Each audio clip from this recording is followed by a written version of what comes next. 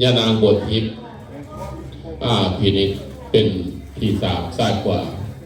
ดังนั้นอาตมาภาพจึงขอประชาสัมพันธ์ให้ออกตนญาติโยมเดี๋ยวพูดกันว่าปีนี้กฐินวัดที่โพธารามนั่นใดผู้ใดนี้เป็น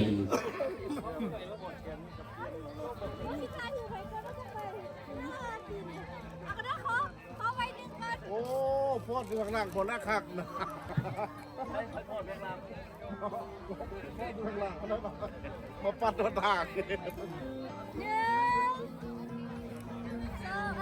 ยังไม่ถึงที่ด้วยเอาเด้อ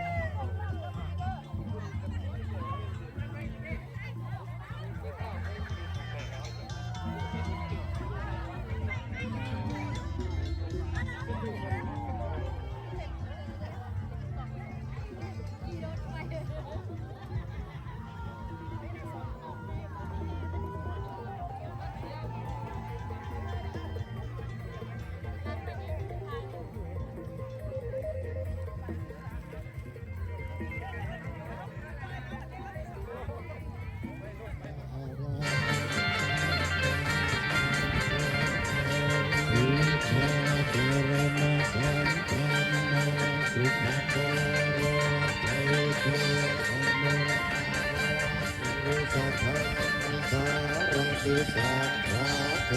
วมโนสานังพุทโธปิโสภะคะโตภะคะวะตาธัมโม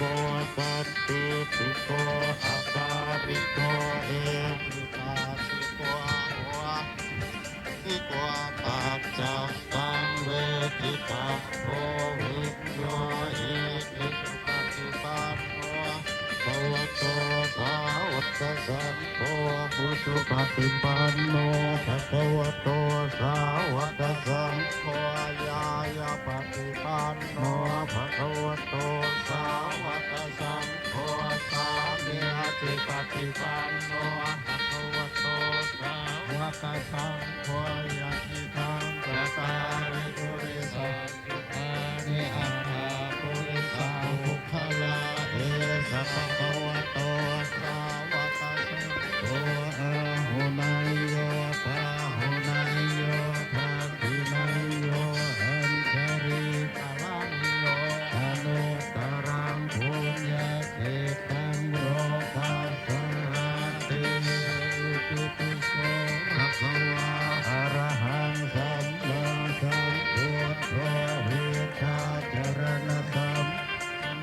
สุขโตโรโหตุอนุตตรปุริสธรรมสารติสัพพะเทวสานังพุทโธภควาติสวากขาโตภควตาธัมโมสุโกอาตาริโกเอหิปัสสะปังเวทิตาโพวิญโย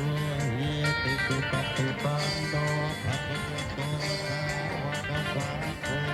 สุปฏิปันโนภควโตสาวกสังโฆมหาปฏิปันโนภควโตสาวกสังโฆสามีจิปฏิปันโนภควโต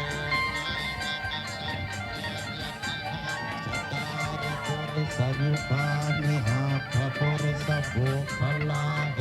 สัพพะวะโตสาวกสังโฆหุนายโยทัพพินายโยหันโจริกรณิโยหนุตตรังปุญญาเดตังโลกัสสาติ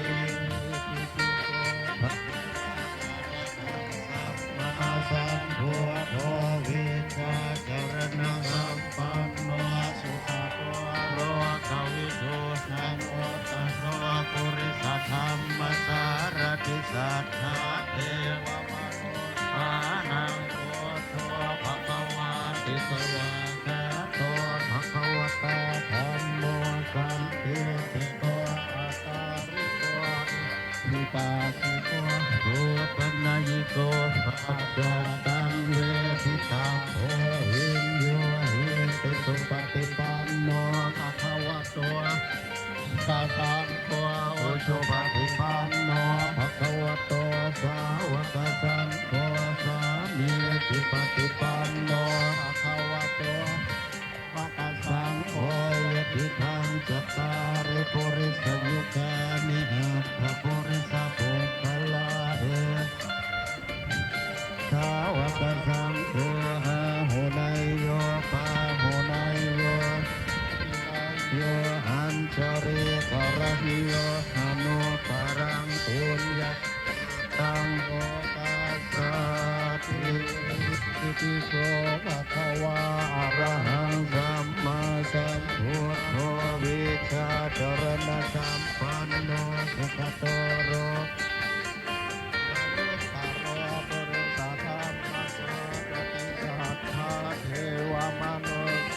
นังพุทโธภควาติสวากขาโตภควตาธัมโมสันติติโกสัตตาริโกสิโกโหปัญญิโกปัจจตังเวทิตาโพวิญโยสุปฏิปันโนภควโตสาวกสังโฆสุปฏิปันโนภควโตสาวกสังโฆยาลปฏิปัน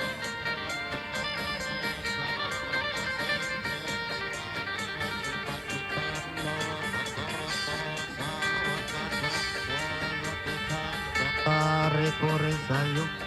นิอาคาปุริสาปุคลาเอสัพพะวะโตสัมมาสัมโฆอาหุนายโยทัพพินายโยยาเกตังโลกาสาติอิติปิโสภะคะวะอ